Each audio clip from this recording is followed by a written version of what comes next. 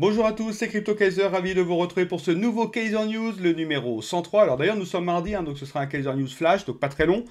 Donc c'est vrai que la semaine dernière, ça a fait plaisir, beaucoup de verre, ça fait du bien au cœur, ça fait du bien aux yeux, ça fait du bien au moral, on était bien d'ailleurs. Et là, une nouvelle semaine recommence, rouge, retracement, normal j'ai envie de vous dire. On va voir tout ça dans les graphes.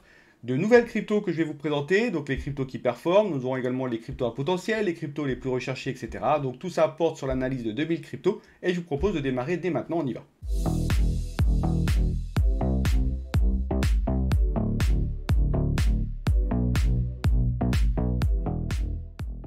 Comme d'habitude, avant de débuter cette vidéo, si vous aimez bien mon travail et que vous voulez m'encourager, la meilleure chose à faire est de mettre des petits likes comme ça, les petits pouces bleus, vous en mettez autant que vous voulez. Des petits commentaires aussi, ça fait toujours plaisir. Et puis évidemment, abonnez-vous si vous n'êtes pas abonné, mais ça coule de source. Bitcoin, 27 499,9 $. Et ça, c'est quand même pas mal. On a fait plus de 1000 $ par rapport au début de la semaine dernière, 1200 $ exactement. Donc c'est quand même bien une belle progression. Alors effectivement, ça retrace là, mais ça reste une belle progression. L'Ethereum aussi a bien retracé accessoirement, mais il est toujours à 1657 $. Ça va, on a déjà fait mieux que la semaine dernière, donc c'est toujours appréciable. La capitalisation du marché crypto à la clôture, c'est-à-dire à 1h du matin, elle est à 1127 milliards de dollars. On a dépassé les 1100 milliards de dollars, on reste au-dessus des 1100 milliards de dollars, ce qui fait toujours plaisir encore une fois. Donc sur la journée d'hier, on a perdu 2,15% par rapport à la dernière clôture journalière. Et par rapport à la semaine, on est également en perte de 2,15%, c'est normal. Le début de la semaine étant le lundi, nous sommes le mardi, donc forcément c'est la même chose que sur la journée. Et le Bitcoin, quant à lui, a perdu 1,70%. Donc ça veut dire quoi? Le Bitcoin qui régresse de 1,70%, l'Ethereum qui régresse de 4,26%. Il s'est quand même pris une tollée. Bon, il avait très bien augmenté par rapport au fameux ETF futur Ethereum. Maintenant, il retrace sévèrement, mais encore une fois, il avait bien augmenté. Donc, on ne va pas non plus trop lui en vouloir. D'ailleurs, c'est peut-être lui aussi qui a amorcé ce pump de l'ensemble du marché crypto. Donc voilà, respectons un petit peu l'Ethereum. Et les altcoins, eux, ont régressé de 1,66%. Donc le mauvais élève étant l'Ethereum, forcément, versus un Bitcoin qui retrace de 1,70. Donc globalement, c'est vrai que c'est le Bitcoin qui voit sa dominance augmenter, ce qui est corroboré par le graphe ici. Voilà, avec une augmentation de la dominance du Bitcoin. Par rapport au sentiment crypto, notre fameux Fear and Greed 50, on ne peut pas être plus neutre. 50, voilà. Donc on a eu une bonne nouvelle. Alors pour rappel, on était quand même un petit peu dans la peur, voilà, on était toujours un petit peu ici, après on est revenu un petit peu dans le neutre, mais ce fameux ETF Ethereum Futur a remis un petit peu de baume au cœur et maintenant les curseurs sont à 0 pile poil. Donc le marché attend, mais vu comment ça va très vite dans le marché des cryptos, nous allons avoir forcément un de ces quatre, un catalyseur qui va revenir et qui va influer sur le cours du marché, nous verrons bien c'est lequel, espérons que ce soit bon. Pour le reste, sur les 200 jours, nous avons toujours notre trendline. Donc ça, c'est le sentiment sur les 200 derniers jours. Nous pouvons voir que la trendline est baissière. Donc grosso modo, le sentiment s'effrite au fur et à mesure que le temps passe. Mais nous sommes ici repassés par-dessus la trendline, c'est-à-dire qu'on a un regain d'optimisme. C'est vrai que quand les investisseurs sont contents, en général, le cours de crypto il se porte très bien. Donc voilà. Je vous propose maintenant, chers amis, de regarder le graphique Bitcoin, vision hebdomadaire. Je vous le rappelle, c'est très important. Donc déjà, ce qu'on peut voir sous nos yeux ébahis, c'est la magnifique bougie verte de la semaine dernière. Voilà, un petit instant de silence quand même, parce que c'est beau, ça fait combien de temps? 1, 2, 3, 4, 5, 6, 7, 8, 9, 10, 11, 12, 13, 14, 15... 15 semaines que nous n'avions pas eu une belle bougie verte comme ça. C'est quand même pas beau ça? Donc voilà, il faut avoir le temps, il faut prendre le temps de contempler ces belles bougies vertes. Bon, alors maintenant, sur quel niveau elle est venue se heurter? Sur le niveau des 28 019 $. C'est un niveau que nous avions identifié ensemble, chers amis. Pourquoi? Parce que ce niveau réagit très bien au cours de clôture. Ça se voit d'ailleurs, bon ici forcément, mais c'est un peu simple de vous le montrer a posteriori. C'est par contre ici, on l'avait identifié là, et nous l'avions identifié ici. C'est pour ça que nous l'avions noté au niveau moyen terme en plus. On le voit très bien dans la lagging spine, ici elle est venue se heurter, elle s'est cassée encore les dents dessus, là très belle impulsion pour le passer, derrière énorme de retour de flamme là, pour le retraverser, maintenant on vient à nouveau le heurter. Donc nous avons déjà ce niveau, qui est une résistance assez forte quand même. Qui plus est, nous avons la SSB du nuage, ici, qui est elle aussi assez forte, et en plus de ça, pas très loin, on a une Kijun. Tout ça pour vous dire quoi, chers amis, c'est qu'à mon sens, je sais que ça va être dur, mais à mon sens, le Bitcoin ne pourra pas tout de suite franchir ces trois niveaux-là. Je trouve que c'est trop difficile et que la facilité viendrait à retracer vers le sud. C'est mon pronostic, attention, encore une fois, ça n'engage que moi, etc., etc. Donc je pense qu'on devrait retracer vers le sud. Mais jusqu'où? Telle est la question. Je pense que ce niveau de Kaijun-là est un très très bon candidat. Je pense que ça peut réagir au cours de clôture et ça a même déjà réagi au cours de clôture. On le voit ici et on le voit ici. Donc à mon sens, le niveau grosso modo des 26 000 dollars est un très très beau niveau de retracement. Donc ça veut dire que je pense que le Bitcoin va repartir vers le sud jusqu'au niveau des 25 000. À partir de là, il y aura bataille. On va latéraliser. Est-ce qu'il pourra franchir directement la SSB là? Ça serait top. Comme ça, on se retrouve directement au-dessus du nuage. Si c'est ça, tant mieux. Sinon, il va retracer jusqu'à ces niveaux-là, là, les 24 288 dollars. Pareil, il y aura bataille parce qu'il y a la SSA du nuage plus ce niveau-là qu'on a identifié versus la SSB du nuage. S'il passe par-dessus, il sera au-dessus du nuage hebdomadaire et donc on pourra rebondir sur la SSA de ce nuage-là pour essayer de se maintenir au-dessus. S'il passe en dessous, là par contre, c'est une autre histoire et nous aurons l'occasion d'en reparler. Voilà pour ce qui est de mes pronostics. On verra ce que l'avenir nous réserve. Le calendrier économique, est-ce qu'il est un petit peu joufflu? Il m'a l'air joufflu cette semaine. Nous avons eu M. Powell qui a parlé, bon, évidemment, toujours les mêmes discours, c'est-à-dire que quoi qu'il arrive, lui, il regarde l'inflation, et si l'inflation ne revient pas à 2%, soit on restera avec les taux hauts, ou alors il réaugmentera encore les taux, donc forcément ça fait l'effet d'une douche froide. Pour le reste, nous avons quoi? Alors les jobs ouverts aux USA, ça effectivement, il faudra quand même regarder, ça peut influer sur la Fed, sur sa décision à augmenter ou non les taux. Le PMI, effectivement, ça c'est quand même important, hein, mercredi à 16 h, le chômage aussi, 14 h 30, jeudi.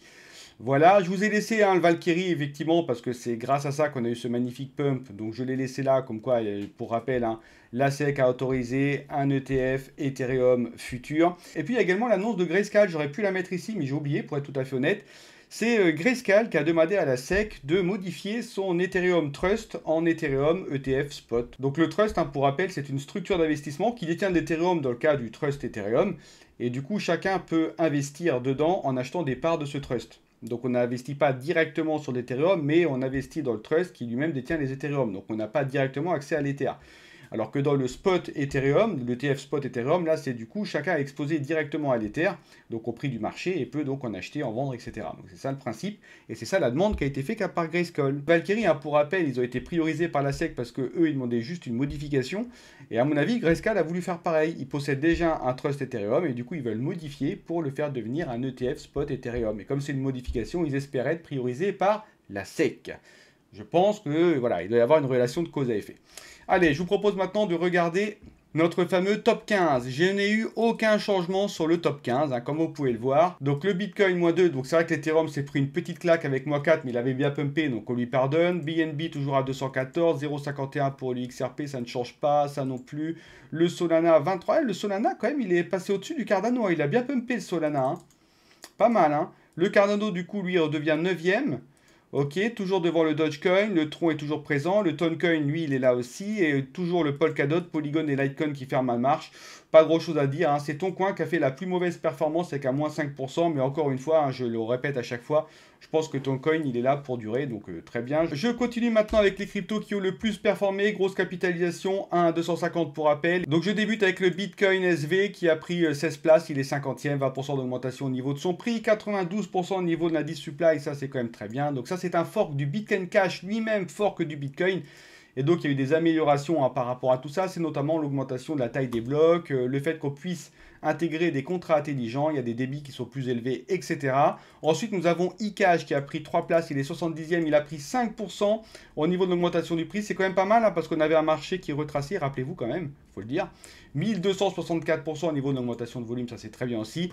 eCash, ça c'est vraiment une monnaie digitale décentralisée, elle est vraiment axée sur la rapidité, ils ont une roadmap qui est super ambitieuse, hein. Leur objectif ultime, hein, c'est de passer à 5 millions de transactions secondes, donc espérons qu'ils y arrivent, hein. En tout cas ici on pourra avec le sharding et compagnie.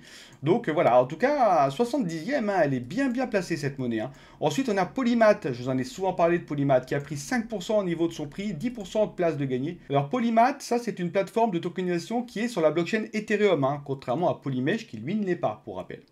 Et donc ça permet d'émettre des security tokens. Pour rappel, les security tokens sont des jetons qui représentent la propriété d'un actif physique ou numérique d'ailleurs, hein, comme les actions, les obligations, les biens immobiliers, etc. Et du coup, la plateforme propose une solution clé en main pour que les entreprises puissent émettre très facilement des security tokens. Voilà à quoi ça sert Polymath. Ensuite, nous avons Canto, 112 places en plus, 76% au niveau de l'augmentation de son prix. Canto, ça c'est une blockchain de layer 1 qui a été développée d'ailleurs sur Cosmos SDK. Vous savez que j'aime beaucoup Cosmos SDK et qui est compatible EVM. Et du coup, moi j'en ai des Canto, c'est vrai que je ne les ai pas vendus, ça s'était énormément cassé la figure et là ça rattrape une bonne partie de sa perte, hein, ça pulse bien en ce moment Canto. Et du coup, donc ça c'est le DEX, hein, et le DEX propose justement, c'est vraiment spécialisé dans la finance, hein, cette blockchain-là. Et donc ça propose du staking, du lending, des bridges, etc. Une infrastructure publique. C'est vraiment complètement décentralisé à fond. Et c'est ça qui est intéressant. Ensuite, on a le Bitcoin SV qui a pris 15 places, 27% au niveau d'augmentation du prix, j'en ai parlé ici. Et puis on a Liquity qui a pris 34 places, 26% au niveau de l'augmentation de son prix. Ça, c'est vraiment une plateforme de prêt-emprunt, c'est-à-dire qu'on prête des ETH et on récupère des LUSD qu'on peut après replacer, etc. Donc voilà, ça marche bien à 26%, ça veut dire ce que ça veut dire, hein, surtout dans un marché qui retrace. Je continue maintenant avec les tokens orange, jaune. Donc attention, plus risqué, capitalisation 251 à 800. Donc nous commençons avec Pintu qui a pris 129 places, 60%. Donc Pintu, ça c'est une plateforme d'investissement crypto. Donc on peut faire de l'achat, de la vente, du staking, etc.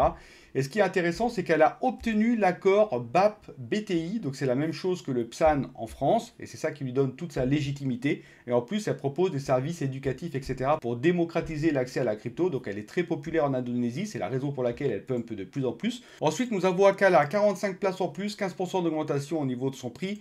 Akala, c'est vraiment une plateforme DeFi qui est sur le réseau Polkadot. Donc on peut faire du bridge, du staking, on peut earner, etc. à travers le DEX. Et puis ça propose également un stablecoin, hein, le AUSD, qui est adossé à un panier d'actifs. Je continue maintenant avec BitShare qui a pris 20 places, 6% en plus. BitShare, c'est un DEX qui permet le trading de tout type d'actifs, même les matières premières. Donc c'est assez intéressant. Ensuite, sur les 7 derniers jours, Pintu, 86%, 186 places. Bravo à cette plateforme indonésienne qui a l'air de bien cartonner. Origin Protocol, tiens, 97 places en plus, 56%. Ça propose deux axes. 1, on a les NFT. 2, on a le liquid staking. Donc ça propose un accompagnement et la mise en place d'une marketplace NFT, etc., etc. Et ça propose également une solution de liquid staking ETH, un peu comme du Libra par exemple. Ensuite, nous avons Veracity qui a pris 79 places, pas mal du tout, 49% au niveau de l'augmentation de son prix, ça c'est très bien. Veracity, ça a été créé en début 2021 et c'est un écosystème qui permet en fait d'apporter tout ce qui est confiance et transparence à la publicité et au paiement numérique. Donc ça a développé un espèce de protocole, de dispositif qu'ils appellent le Proof of View via VeraView. Et en fait, ça permet d'identifier quels sont les utilisateurs qui ne sont pas humains pour détecter les bots, pour détecter les fausses vues, etc. Et donc, en éradiquant tout ce qui est bot et fausse vue, on aura un meilleur ROI pour les annonceurs parce que les vues auront été vues par des personnes humaines et non par des bots. Donc forcément, la publicité aura plus d'impact. Ensuite, je continue avec les tokens rouges. Attention, rouge, hein, Red is dead, n'oubliez jamais ça. Donc 801 à 2000, petite capitalisation, pas plus de 10%, hein, c'est marqué ici en toutes lettres. Dans votre portefeuille crypto, faites très attention à ça, les amis. Et je commence avec le fameux DeckCheck qui a pris 27%. Bravo à lui. DeckCheck, ça c'est une plateforme IA d'analyse de wallet et de tokens. Donc les tokens, c'est pas compliqué. On rentre le numéro de contrat du token et derrière, on peut voir toutes les transactions, la courbe du token, etc. Et puis on a également l'analyse des wallets, hein. Donc on va rentrer à wallet et nous pourrons voir dessus tout l'ensemble des trades qu'il y a eu sur ce wallet, quels sont les tokens détenus par ce wallet, etc., etc. Et puis il y a un système de staking. Plus on possède de DeckCheck token, plus on aura accès à des fonctionnalités avancées, donc notamment au niveau de l'IA, et puis également accès aux meilleurs wallets, ceux qui ont fait le plus d'argent pour pouvoir faire du copy training, etc. Alors moi, c'est vrai que j'avais eu accès à ces wallets-là, et moi, ce que je vous avais dit, je vous avais dit, la plupart des wallets qui performent le mieux, ce sont des bots, en fait, ces wallets. Et donc, c'est impossible de copier, en fait, ce genre de wallet, parce que c'est des bots, donc c'est des transactions toutes les 5 secondes, avec des gros montants, etc. Donc, c'est très, très difficile. C'est assez rare, finalement, de voir des humains qui performent super bien. Donc, est-ce que ça veut dire, du coup, que l'avenir est plutôt dans les bots? La question peut se poser, mais en tout cas, voilà, DeckCheck, voilà à quoi ça sert. Mais c'est pas mal, attention, hein, DeckCheck. Hein. Et puis on a Moneta aussi, le deuxième, qui a pris 114 places, 26% au niveau de l'augmentation de son prix. Alors Moneta, ça c'est vraiment une plateforme qui permet déjà d'obtenir du cashback à chaque fois qu'on fait des achats. Alors des achats sur plein de sites, hein, Xiaomi, AliExpress, Samsung, Sephora, Nike, etc. Donc une fois qu'on achète sur ces sites, on va avoir des MTH en retour. Et puis ça permet également d'investir dans des cartes cadeaux. Donc ça c'est quand même pas mal intéressant. Si vous voulez un peu écouler vos cryptos, quoi, vous pouvez investir dans des cartes cadeaux. En plus, il y en a plus de 5000. Donc c'est énorme. Vous avez Carrefour, vous avez la Fnac, vous en avez plein. Il y a quasiment tout en fait comme style de carte cadeau. Ensuite, nous avons Dejitaru Oshi. Donc ça a pris 108 places, 23%. Ça c'est un meme coin qui représente en fait une divinité japonaise qui est le fameux dragon, que je ne connaissais pas accessoirement, Dejitaru Oshi. Voilà, bon, c'est un même coin, mais un même coin un petit peu magique et tout ça, un peu à la style japonaise, vous voyez. Ensuite, sur les 7 derniers jours, 1550e, 437, un nouveau qui arrive, les amis. Encore un nouveau, même coin qui sert à rien, très moche, etc. Mais cette fois, c'est le Harry Potter Trump Home. Et lui, qu'est-ce qu'il a comme particularité? Bon, en plus de servir à rien et d'être moche, maintenant il s'appelle Ethereum, c'est ça son sigle. Vous voyez? Donc on les aura tous, hein, c'est ce que je vous ai dit. Hein. Donc lui, c'est le quatrième qui est dans la lignée, etc. Donc il a pris 144%, ça repump à mort, voilà, c'est comme ça. Le deck check, je vous en ai parlé. Et on a Bridge Oracle qui a pris 240 places, 64%. Bridge Oracle, ça c'est ce que j'appelle un méta-oracle parce qu'il y en a 3 oracles en un. On a déjà les oracles publics, donc qui est accessible à tout le monde. Hein. C'est les oracles qu'on connaît, un peu à la chaîne Nick, etc. On a également les oracles spécialisés pour les entreprises, parce qu'il y a certaines données qui sont confidentielles, on ne veut pas que ça parte partout. Donc il y a des fournisseurs de données spéciaux, données confidentielles, avec les sociétés qui vont recevoir ces données de par un bridge qui va être mis en place entre les deux pour que l'information puisse circuler. Et puis on a les oracles décentralisés, un peu comme Trailer Tributes. Vous vous rappelez, hein, l'oracle décentralisé que je vous ai présenté? Et bien eux, du coup, ils veulent faire pareil. Mais comme ils n'ont pas encore commencé, ils disent que c'est en cours. Donc ils sont en retard finalement par rapport aux autres oracles décentralisés que eux existent déjà. Mais eux, pour pas être en reste, ils veulent également développer cet oracle décentralisé pour avoir les 3 types d'oracles. Voilà, et en tout cas, il a pris 64%. Ça veut dire que les développements doivent quand même bien avancer. Voilà, je continue maintenant avec nos fameuses tokens tendances. Donc c'est-à-dire les tokens qui sont le plus recherchés sur CoinGecko sur la journée d'hier, au niveau mondial exactement, et je vais commencer avec FEG ETH qui a pris 1%, donc ça c'est très recherché. Pourquoi? Parce qu'en fait ça c'est un jeton de gouvernance mais qui a été créé via une plateforme qui s'appelle Smart DeFi. En fait cette plateforme, elle permet la création en un seul clic de tokens, donc c'est sur Ethereum et la BSC, mais maintenant on n'a quasiment plus rien à faire pour créer sa propre crypto-monnaie. Et ça c'est une des créations qui a eu lieu sur Smart DeFi. Ensuite, nous avons le Harry Potter Obama Pac-Man. Donc ça, c'est le numéro 3, je crois, de la fameuse famille des mêmes coins qui servent à rien, etc., etc. Et lui, son sigle, c'est le XRP, qui a perdu maintenant 21%. C'est ça le problème. Quand ça sert à rien, paf! Des fois, on a des retours de flamme. 21%, c'est quand même pas mal. Mais bon, ça ne veut pas dire que ça repumpera pas, attention. Hein. Mais c'est toujours pareil avec ces tokens très spéculatifs. Qui dit spéculatif dit volatilité, exactement. Et puis on a Veracity, j'en ai parlé, lui qui a pris 11%. Voilà, donc je termine ce Kaiser News Flash avec les 3 tokens qui ont été sélectionnés par mon tout nouvel algorithme de détection des pépites. Nous avons Grand Picat, ça il était déjà vendredi dernier, qui est le même coin, d'ailleurs qui a pris 22% accessoirement, hein, qui est le même coin pour les personnes moroses, etc. Machin, tout comme le marché crypto l'est aujourd'hui, donc ça a du sens. Le WinAir Protocol qui a repris 14%, ça c'est un token sur lequel j'ai investi. Pour rappel, ici je vous mets les petits tokens dans lesquels j'ai investi. Le WinAir Protocol, c'est vrai que ça fait pas mal de temps que j'ai investi dessus, et c'est vrai que là, enfin, il part. Tout comme d'ailleurs le Crockbot, donc ça me fait plaisir. Et puis nous avons Wajikbot ici qui a pris 124 places, d'ailleurs 33% au niveau de l'augmentation de son prix. Ça a été sélectionné, 95% au niveau de la supply, hein, ça c'est vraiment très bon. Voilà, il a été sélectionné par mon algorithme, celui-ci. C'est vrai, j'ai été voir. En fait, ce qui vient de se passer, c'est qu'ils ont sorti la V2 de leur algorithme. Ça fait pas mal de temps qu'elle est en test. Apparemment, elle est beaucoup plus rapide. Elle est beaucoup plus fiable aussi. Donc ça, c'est un bot de trading sur Telegram, hein, Wajibot. Ça a l'air de plaire. Donc voilà, c'est vrai que depuis quelques jours, il y a beaucoup plus de volume sur cette token. La courbe a l'air assez sympa. Les métriques, là, la supply, tout ça, c'est pas mal. Voilà, donc encore un petit peu à regarder. Hein. Je vais la checker un petit peu, celle-ci. Et puis, on verra si vendredi, je l'aurai rajouté dans ma liste des tokens que je possède. Voilà, donc en tout cas, aujourd'hui, les tokens que je possède, donc vous avez SmartDex, ça, vous avez une vidéo, vous connaissez le sujet, etc. L'impermanent loss, la lutte et tout ça. Donc ça, c'est quand même pas mal du tout. En plus, j'aime bien parce qu'ils sont en Suisse, eux. Hein. C'est vrai qu'en Suisse, ils sont très précurseurs sur les cryptos. Ils sont très en avant sur la réglementation des cryptos. Voilà, il y a les banques qui jouent le jeu avec les cryptos, etc. Donc, c'est vrai qu'on est en Suisse, on peut avoir en plus des facilités pour développer un protocole, un écosystème de façon beaucoup plus rapide que dans d'autres pays, malheureusement, où la réglementation freine des cas de fer le développement et l'innovation. Donc c'est ça qui est bien aussi. Mais Free, bon, il s'était repéré un retour de flamme, là ça recommence un petit peu à latéraliser, etc. Moi, pour rappel, il me reste 25% de mes tokens, j'ai déjà fait des beaux bénéfices dessus, mais il me reste 25%, j'attends un petit pic. Le WinAir, il continue son ascension, ça j'aime beaucoup. Et Lootbot et Crockbot, pour le moment, je suis assez satisfait, notamment Crockbot, hein, qui augmente pas mal. Voilà, c'est terminé pour moi, je vous rappelle qu'il n'y a pas de sponsoring. Je vous rappelle que c'est toujours important que vous me souteniez avec vos pouces, vos commentaires, etc. Et quant à moi, je vous souhaite à tous une excellente semaine, et on se revoit du coup vendredi pour un nouveau Kaiser News. Bye bye tout le monde!